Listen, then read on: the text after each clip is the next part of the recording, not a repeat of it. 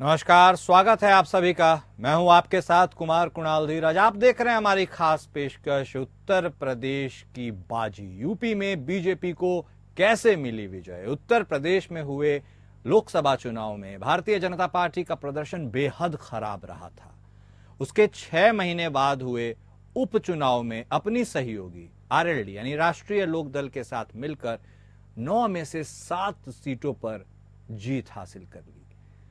लोकसभा चुनाव से सबक लेते हुए सरकार और संगठन के बेहतर तालमेल से यह संभव हो सका। खुद मुख्यमंत्री योगी आदित्यनाथ और पार्टी के शीर्ष नेतृत्व ने बेहतर रणनीति तैयार की। रणनीति को जमीन पर उतारने के लिए शीर्ष नेतृत्व ने कार्यकर्ताओं के साथ मिलकर मशक्कत की। अंतिम समय तक मंथन करने के बाद प्रत्याशियों का चयन किया। पार्टी और गठबंधन पूरी तरह से जीत के लिए एकजुट दिखी। समाजवादी पार्टी की पीडीए की काट के लिए बीजेपी ने सबसे ज्यादा ओबीसी को टिकट देकर अलग तरह की सोशल इंजीनियरिंग की। हर वर्ग के मतदाताओं को अपने पाले में लाने के लिए अंतिम समय तक टीमें जुटी रही। वहीं बीजेपी अपने सहयोगियों यानी निषाद पार्टी और आरएलडी को जोड़कर रखने में कामयाब रही। वहीं समाजवादी पार्टी इंडिया को जोड़ नहीं पाई। कांग्रेस को सीट नहीं मिली तो पार्टी का कोई चेहरा चुनावी मैदान में नहीं दिखा। वहीं निषाद पार्टी के अध्यक्ष डॉक्टर संजय निषाद स्वयं बीजेपी के लिए प्रचार करते दिखे। लोकसभा चुनाव में संगठन और सरकार के बीच तालमेल की कमी की बात आई थी। इस बार ऐसा नहीं हुआ। काफी पहले से तैयारी शुरू कर दी गई। सरकार और संगठन के बड़े पदाधिकारियों ने मिलकर रणनीति तैयार की। वहीं मुख्यमंत्री योगी आदित्यनाथ ने 30 मंत्रियों को अलग अलग विधानसभा क्षेत्रों की जिम्मेदारी सौंपकर क्षेत्र में ड्यूटी लगा दी। उधर संगठन के पदाधिकारियों को भी हर विधानसभा में जिम्मेदारी दी गई। खुद प्रदेश महामंत्री संगठन धर्मपाल और प्रदेश अध्यक्ष भूपेंद्र चौधरी ने भी हर विधानसभा में जाकर के बैठकें की। सभी ने स्थानीय कार्यकर्ताओं के साथ समन्वय कर क्षेत्र में वोटरों को अपने पाले में लाने का मंत्र दिया। लोकसभा चुनाव में टिकट वितरण को लेकर ही काफी सवाल उठे थे। इस बार अंतिम समय में सोच विचार कर प्रत्याशियों का ऐलान किया गया। बीजेपी ने 8 में से 4 ओबीसी प्रत्याशियों को टिकट दिया। वहीं उसकी सहयोगी पार्टी आरएलडी ने भी एक ओबीसी को चुनाव में उतारा। इस तरह एनडीए ने 9 में से 5 ओबीसी प्रत्याशी उतारे। 3 सवर्ण प्रत्याशियों को बीजेपी ने टिकट दिया। इसके जरिए समाजवादी पार्टी के पीडीए यानी पिछड़ा दलित अल्पसंख्यक का जवाब भी पीडीए यानी पिछड़ा दलित अगड़ा के जरिए दिया गया। समाजवादी पार्टी ने एक भी सवर्ण को टिकट नहीं दिया। इस तरह बीजेपी ने ओबीसी और अगड़ों को अपने पक्ष में करने की कोशिश की। बीजेपी ने जमीनी स्तर पर भी सपा की जातीय गोलबंदी की काट के लिए मशक्कत की। हर सीट पर बूथ स्तर तक टोलियां बनाई गई। इन टोलियों के जरिए सपा के पीडीए को भ्रामक बताते हुए अपनी सरकार और पार्टी का एजेंडा रखा। जहां जिस जाति के वोटर ज्यादा हैं उसी जाति के कार्यकर्ताओं को इन टोलियों में आगे करके प्रचार किया। उनको अपने संपर्क में लाने का टारगेट भी पार्टी ने अपने कार्यकर्ताओं को दिया। लोकसभा चुनाव में खराब प्रदर्शन की निराशा बीजेपी कार्यकर्ताओं में विधानसभा उपचुनाव के नतीजों में एक नया जोश उसने भर दिया। इन चुनावों को 2027 का सेमीफाइनल माना जा रहा था। इन नतीजों ने बीजेपी को विश्वास दिलाया है कि फाइनल की राह मुश्किल नहीं है। इससे पार्टी और कार्यकर्ताओं का आत्मविश्वास बढ़ेगा। उपचुनाव के नतीजों को देखकर लग रहा है कि अखिलेश का गठबंधन को तरजीह ना देना भारी पड़ गया। अखिलेश यादव ने लोकसभा चुनाव की तरह उपचुनाव में भी कांग्रेस के साथ सही तरीके यानी गंभीरता से उन्हें नहीं लिया। राजनीतिकार बताते हैं कि कांग्रेस जितनी भी सीट मांग रही थी सपा ने उसे नहीं दिया। सपा ने 7 सीटों पर एक तरफा तौर पर प्रत्याशियों का ऐलान कर दिया। बताया जा रहा है कि अगर कांग्रेस को सीट मिलती और वो भी सपा के साथ पूरी ताकत से चुनावी मैदान में उतरती तो कुछ सीटों का परिणाम अलग हो सकता था। फिर शायद 2 सीटें नहीं, सपा के खाते में कुछ और सीटें आ सकती थी। समाजवादी पार्टी ने फूलपुर, सीसामऊ, कुंदरकी और मीरापुर में 4 मुस्लिम उम्मीदवारों को उतारा। इसका खामियाजा उसे भुगतना पड़ा। सीसामऊ को छोड़कर अन्य सीटों पर हिंदू मतदाता ज्यादा हैं, इसलिए ये सीटें बीजेपी की ओर चली गई। यहां पर सीएम योगी का बटेंगे तो कटेंगे का नारा चल गया। फूलपुर सीट पर भी मुस्लिम प्रत्याशी उतारने का निर्णय किसी को भी हजम नहीं हुआ। कांग्रेस ये सीट सपा से मांग रही थी।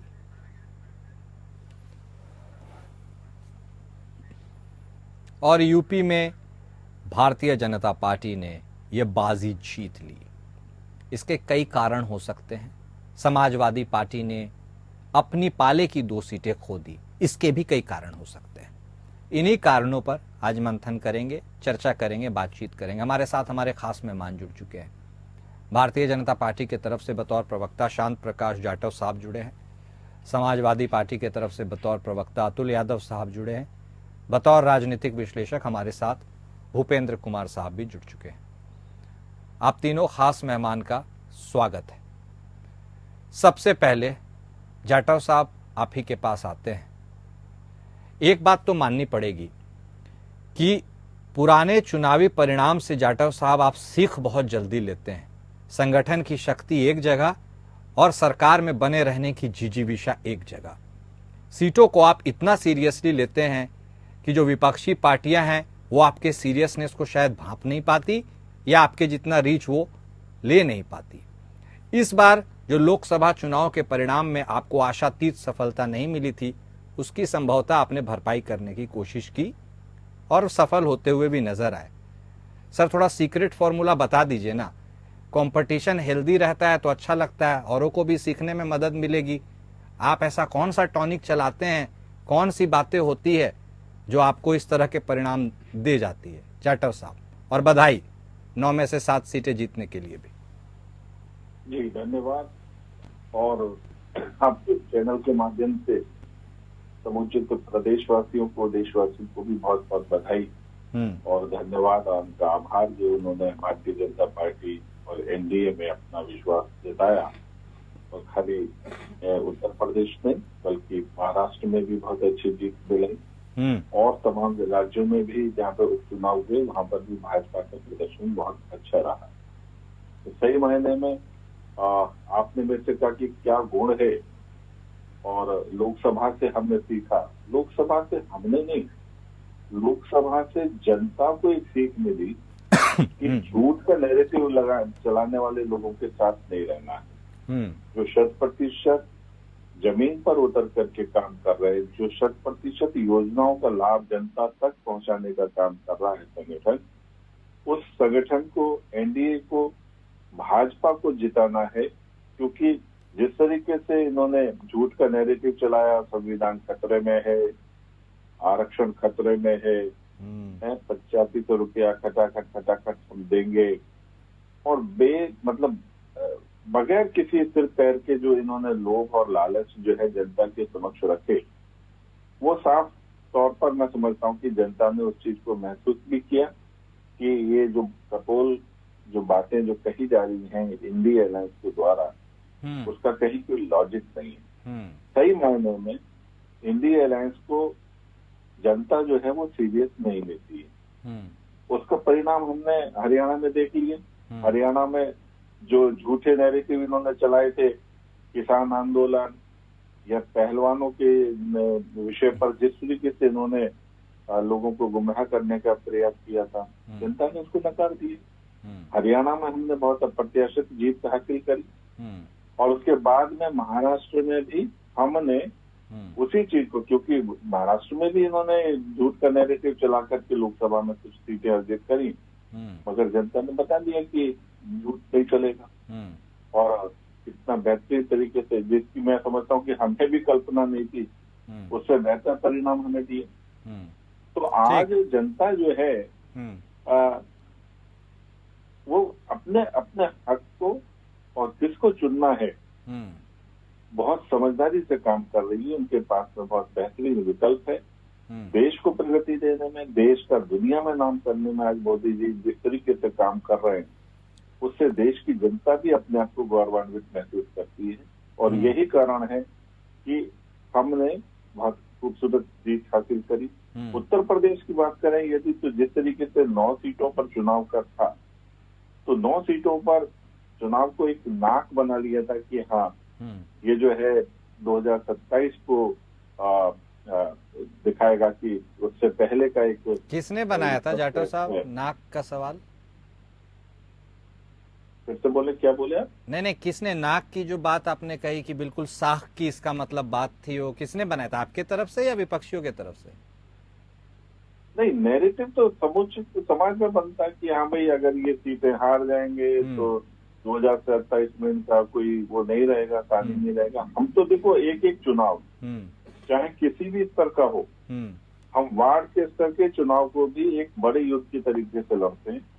चुनाव लड़ने में हम कहीं भी कोई किसी तरीके का गुरेज नहीं करते, लापरवाही नहीं करते। नहीं, ठीक है, वो बात हमारा तो कार्यकर्ता चुनाव में पूरी ताकत से जुटता है। नहीं, इस बात से कोई गुरेज भी नहीं है। आप 24/7 भारतीय जनता पार्टी चुनावी मोड में रहती है, ये बात बिल्कुल स्पष्ट है, जाहिर है। और आप शायद इसीलिए जिस तरह से, एक और बात आपको लगता है कि ये जो आरएसएस संगठन का भी आपको साथ मिला, उसने भी संजीवनी का काम किया?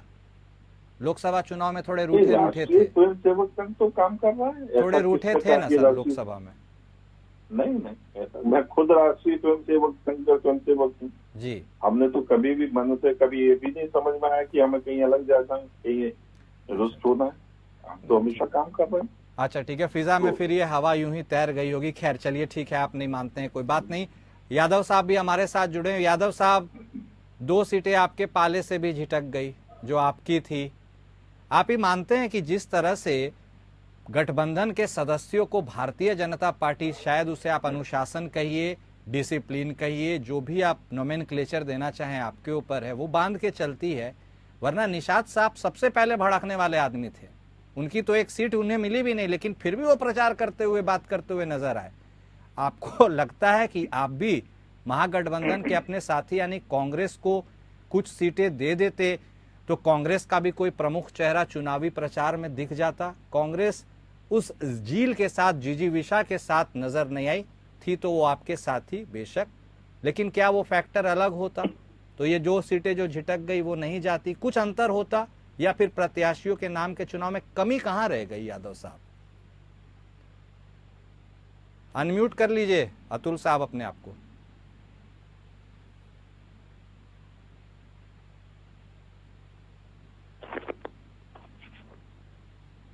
अब आवाज आ रही है? हाँ, आ रही है सर, बोलिए।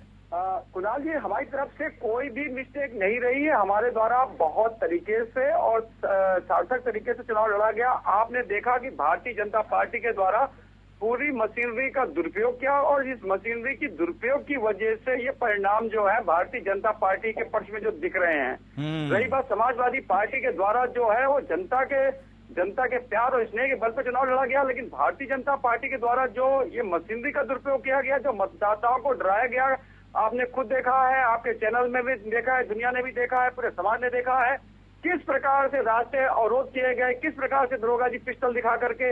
रही बात गठबंधन में, गठबंधन अटूट है और हमेशा सभी ने हमारा साथ दिया और हम जो इंडिया गठबंधन के साथ हम चुनाव मैदान में थे और हमारा जो परिणाम था, ये परिणाम सार्थक और सार्थक जो मतदाताओं को भयभीत किया गया है, निष्पक्ष तरीके से चुनाव नहीं हुआ है, उसका परिणाम है। रही बात जब देश की संस्थाएं जिन पर निष्पक्ष चुनाव कराने का जिम्मेदारी हो वो धृतराष्ट्र की भूमिका में आ जाए तो क्या करा जा सकता है? और रही बात समाजवादी पार्टी की, समाजवादी पार्टी जो है समता मूलक समाज की स्थापना के साथ, अपने विकास के एजेंडे के साथ, जनता को साथ लेके चलने के साथ हम अपने कार्यों में फलीभूत होंगे और 2027 का चुनाव जीतेंगे। भारतीय जनता पार्टी जो है ना, ये जो नकारात्मक नारों के साथ जो चलती है, इसका ये जो चुनाव थे उपचुनाव थे, और जनता जो है समझती है, जानती है, और जनता ने देखा है कि ये किस प्रकार से चुनाव जीते गए हैं। कोई हमें बताने की जरूरत नहीं है, पूरा देश जो है। तो यादव साहब, आपको लगता है कि आप चूंकि विपक्ष में, आपको एक फेयर प्ले ग्राउंड नहीं दिया गया, क्या ये आपकी शिकायत है? जी, हमारी शिकायत क्या है? हमने तो लगातार शिकायत करी। अगर हमारी शिकायत, अगर ये बताइए कितने सारे पुलिसकर्मी सस्पेंड हुए जो कभी आधार कार्ड चेक करे, किसी का वोटर कार्ड चेक करे, किसी पर्ची चेक करे, क्या उनको वो अधिकार प्राप्त था? वो क्या हुआ? किसी के साथ किसी को डराएंगे धमकाएंगे तो एक बार वोटर घर से निकल कर आता है, उसको अगर परेशान किया जा रहा है तो क्या करेगा बताइए? आप ये भी एक कंफ्यूजन है। इस पे हम जाटव साहब की भी टिप्पणी लेंगे, लेकिन चलिए भूपेंद्र कुमार साहब भी हमारे साथ जुड़े हुए हैं, उनसे भी एक विश्लेषण ले लेते हैं।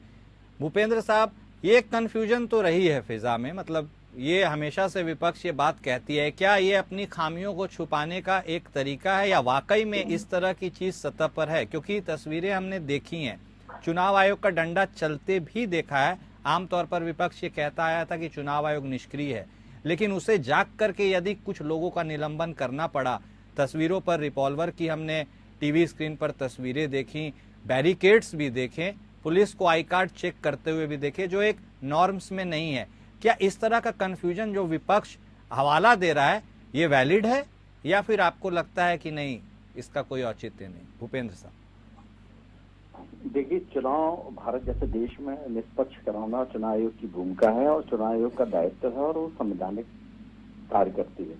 हम ये तो नहीं कह सकते कि वो किसी के पक्ष में काम करती है, और ना ही ये देखा गया है। जब से टीएन शेषन मुख्य चुनाव आयुक्त बने और उन्होंने जिस तरह से उसकी पारदर्शिता लाई, हाँ, कुछ व्यक्तियों के वो हो सकते हैं अपने के कुछ करने के, तो वो संगठन या वो संस्था को अपन दोष नहीं दे सकते, क्योंकि वो चाहती है। अगर आप देखें तो महाराष्ट्र में कांग्रेस ने शिकायत की तो डीजीपी तुरंत बदला गया, और कई चीजें तुरंत होती हैं, और उसके पास जिम्मेदारी भी रहती है कि भारत जैसे बड़े लोकतांत्रिक देश को चुनाव को विश्व रूप से तैयार किया जा सके और उसकी विश्वसनीयता बनाई रखी जाए। ये सरकार के साथ साथ उस संस्था का भी दायित्व है, और इसमें कई जगह अमेंडमेंट होते रहे हैं और अभी भी हो रहे हैं, और सुप्रीम कोर्ट भी उसको। चलिए ठीक है, वो तकनीकी पहलू है। भूपेंद्र कुमार साहब, आप इन चुनावी नतीजों को किस चश्मे से देखते हैं? आपका आकलन क्या कहता है? ये होना ही था?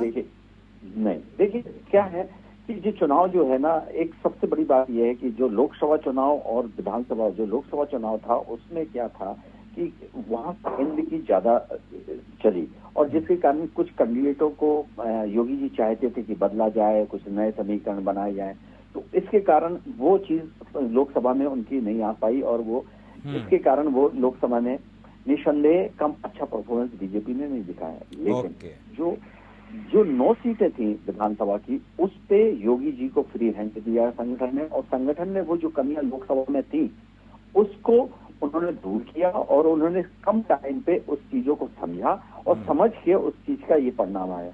हम लोगों का आकलन था कि 6 सीटें आएंगी, लेकिन 6 और 7 एक आरएलडी की जीती, तो वो 7 सीटें आई हैं। देखिए, सबसे महत्वपूर्ण ये है कि मुस्लिम बोर्ड भी अब ये नहीं कहा जा सकता कि जो जिस तरह से अपनी सपा अपनी दावेदारी ठोकती थी, तो खुद की भी आप विधानसभा में देख लीजिए कि वो तो मुस्लिम बहुल सीट है, लेकिन वो चीज चली गई।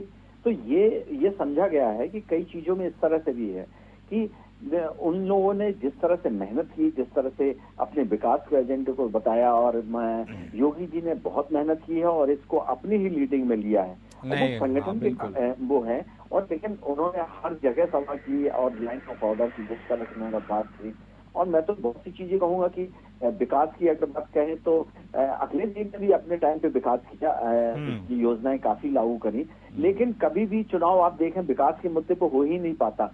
जब चुनाव की वोटिंग के टाइम आता है तो वो सिर्फ एक ही धर्म या फिर एक तरफा करने की कोशिश की। ये अच्छी बात कही आपने भूपेंद्र कुमार साहब, मार्के की बात है, ये विडंबना है हमारे देश में कि मुद्दों पर बात नहीं होती है और नैरेटिव पर बात होती है। लगभग 5 से 6 लाख लोगों को रोजगार दिया है, नौकरियां की हैं, इकोनॉमी को बढ़ाया है, लेकिन आपने कभी भी उनको अपने आंकड़े खुद बताते नहीं देखा होगा जनसभा में। ठीक है, कभी की मैंने नौकरियां दी, वैलिड है, ठीक है।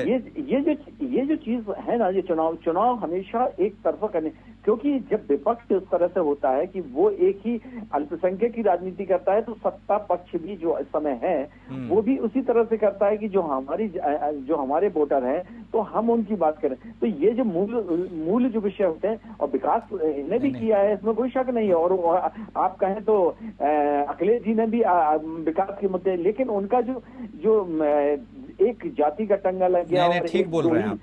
और भारत में ना आप कितने भी मुद्दों की बात कर लीजिए, जाति के चक्रव्यूह से यह चुनाव निकल कर नहीं आता, ये एक्सेप्ट करने वाली बात है।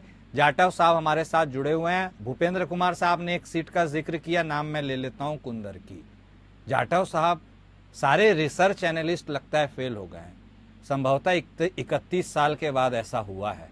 कुंदर की, मुस्लिम बहुल क्षेत्र, डिसाइसिव फैक्टर्स, मुस्लिम डिसाइड करते हैं कौन बनेगा, और विपक्ष का यह आरोप लगाना कि भाई आपने उनको लोगों को तो वोट ही नहीं डालने दिया, तो उसका यह फलाफल निकल करके आया।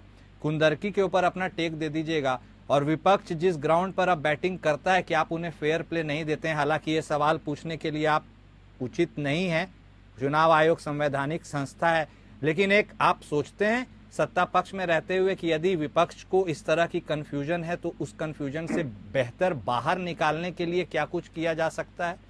क्योंकि आरोप आप पर लगते हैं सर जाटव साहब। उधर की में अगर आप एनालिसिस करें तो आप ये मान करके चलें कि जो 9 की 9 सीटें हैं उसमें सबसे ज्यादा जो जीत का मार्जिन है वो कुदर की सीट पर है। शायद लाख वोट से ऊपर है। हाँ, कितना है? शायद 1 लाख वोट्स के आसपास है, मैं गलत ना हूँ। 1 लाख वोट से ज्यादा। तो 1 लाख वोट से ज्यादा, और उसमें ये कहना कि उनको वोट नहीं डालने दिया गया किसी सूरत में जस्टिफाई नहीं। ओके, 1 लाख वोट बहुत बड़ी तादाद है। तो आप ये मानते हैं कि मुस्लिम ने आपको वोट दिया? आपके हैं मुस्लिम, मानते हैं ना? बिल्कुल। मैं जाटव साहब स्पष्ट बताता हूँ, कई बीजेपी के प्रवक्ताओं से मैंने कल भी बात की है, सिरे से नकार देते हैं कि भाई मुस्लिम तो हमें वोट नहीं देता है। मैं खुद बता रहा हूँ। हाँ, इसीलिए मैंने मुस्लिम ने लोकसभा में वोट नहीं किया, कम किया, मगर कुदर की सीट पर मैं स्वयं गया और वहाँ पर मैंने खुद पाया कि मुसलमान बहुत बड़ी तादाद में हमारे साथ में, हमारे पक्ष में। और मैंने बल्कि उसी दिन एक टीवी डिबेट में वहीं के जो पत्रकार हैं उनको कहा कि देखना प्रत्याशित यहाँ के जो है ना परिणाम निकलने वाले हैं। और उसी दिन लग गया था कि हाँ, हर हालत में यहाँ पर कुदर की सीट जो है कोई अलग खेल करेगी, और वो कर दिया। 1 लाख का मार्जिन जो है वो वहाँ की जनता ने, वहाँ के आवाम ने पूरी शिद्दत के साथ में जो वोट किया है भारतीय जनता पार्टी के पक्ष में, उसका। और जाटव साहब, विपक्ष की यह पीड़ा कि उसे फेयर प्ले ग्राउंड नहीं मिलता है, इसके ऊपर भी कुछ प्रकाश डालेंगे क्या? दोबारा बोले। विपक्ष की यह पीड़ा जो हमेशा जाहिर होती है, यादव साहब भी बता रहे थे उस ओर, कि उन्हें फेयर प्ले ग्राउंड नहीं मिलता है आपके जैसा। नहीं, ठीक है, वो उनको तो हारने के बाद में कहीं ना कहीं शिक्षा तो छोड़ना कि भी आंगन टेढ़ा था इसलिए नाच ठीक नहीं हो पाया। ठीक है, मगर मैं तो ये कह रहा हूँ कि अगर फेयर प्ले नहीं था तो ये 1 लाख वोट का मार्जिन वो उसी पे आते। ठीक है, समझ गए यादव साहब। अब मुस्लिम भी आपके नहीं रहे, पीडीए समीकरण में भारतीय जनता पार्टी कह रही है सेंध लग गए हैं, मुस्लिम भी अब उनको वोट देने लगे हैं। अगड़ा आपके नहीं थे, अब तो अगड़ा उनको भी देते ही हैं। ऐसे में तो PD AA हो गया एक तरह से। यादव साहब। कुणाल जी, जो देश का जो हमारा लोकतंत्र है ये जिंदा रहना चाहिए। हाँ, भारतीय जनता पार्टी जो है ये अगर सोचती है कि लोकतंत्र को खत्म करके, ये पुलिस को पिस्टल दिखवा करके अगर लोकतंत्र को खत्म करना चाहते हैं तो ये देश के लिए ये घातक सिद्ध होगा। और रही बात सत्ता पाने के लिए, सत्ता के लालच के लिए और ये चंद सीटों के चुनाव के लिए किस प्रकार से पुलिस प्रशासन इन चीज का दुरुपयोग हुआ। क्या हम लोगों ने आजादी इसीलिए पाई थी? हमने वोट की आजादी, जो हमारे वोट का अधिकार भी, अगर वोट डालने का अधिकार भी छीना जाएगा तो ये हमारा लोकतंत्र कहाँ जाएगा? आप सोच सकते हैं, गंभीरता से सोचिएगा। जो पैनलिस्ट बैठे हुए ये भी सोच सकते हैं कि जो विचारधारा है, चलो हम एक विचारधारा से जुड़े हुए हैं, हमारा वोटर एक विचारधारा से जुड़ा हुआ है। अगर हमारे वोटर को रोका जा रहा है तो क्या यह लोकतंत्र की हत्या नहीं है? हाँ। अगर हमारे वोटर को भयभीत किया जा रहा है, उसको डराया धमकाया जा रहा है और लगातार परेशान किया जा रहा है, ये भी एक लोकतंत्र के तरफ, स्वच्छ लोकतंत्र की तरफ अच्छे संकेत नहीं है। अगर लोकतंत्र में जिंदा रहना है, जो हमारे पूर्वजों द्वारा जो हमें आजादी दिलाई गई है, एक उस समय क्या था, आजादी के लिए तुम लड़े ना, देश में इतना बड़ा लोकतंत्र है भारत में, एक लोकतांत्रिक देश है और इस लोकतांत्रिक देश पर चुनाव के दौरान अपने प्रतिनिधि चुनते हैं। और रही बात चुनाव देखना आते रहेंगे, हम सत्ता में आएंगे। और रही बात भारतीय जनता पार्टी कितना भी प्रशासनिक मशीनरी का दुरुपयोग कर ले, लेकिन समाजवादी पार्टी को नहीं रोक सकती। समाजवादी पार्टी संगठनों की पार्टी है, हमारे कार्यकर्ता कोई ऊर्जा से भरे हुए हैं। ठीक है, अपने विचार बदलने होंगे। अगर वोटर को साथ ठीक है, लेना ओके, तो विचार बदलने होंगे। ये पीडीए की राजनीति ठीक है जाटव साहब, की राजनीति करनी होगी। अब वोटर किसके हैं, वोटर किसके पाले में बैठते हैं, चुनावी नतीजे वो डिसाइड करते हैं। आत्ममंथन करने की सबको जरूरत है। संभवतः जो जीतते हैं उन्हें भी और जो हारते हैं उन्हें तो खैर सबसे ज्यादा जरूरत है ही। आप सभी खास मेहमान हमारे साथ जुड़े, लेकिन उसके पहले हम आपको एक बात बता देते हैं कि 2027 के सेमीफाइनल के तौर पर विधानसभा के इस चुनाव को देखा जा रहा था और ऐसे में 7-2 के स्कोर से आप समझ सकते हैं कि मैच किस ओर भाग रहा है। लेकिन वक्त है 27 में, मेहनत करने की जरूरत है तमाम विपक्षी पार्टियों को भी, ताकि एक कंटेस्ट हो सके। सभी खास मेहमान का शुक्रिया। और यूपी में बीजेपी को जो विजय मिली है ये उसकी मेहनत से भी मिली है और कहीं ना कहीं संगठन की एक शक्ति और मेथोडोलॉजी से जिन्होंने अप्रोच लिया है। और जो विपक्ष की बात करें तो विपक्ष को अभी भी ऐसा लगता है कि उन्हें समान रूप से खेलने का मौका नहीं मिला। अब इसका हल क्या निकल कर आएगा ये सोचने वाली बात है। खास पेशकश में इतना ही। नमस्कार।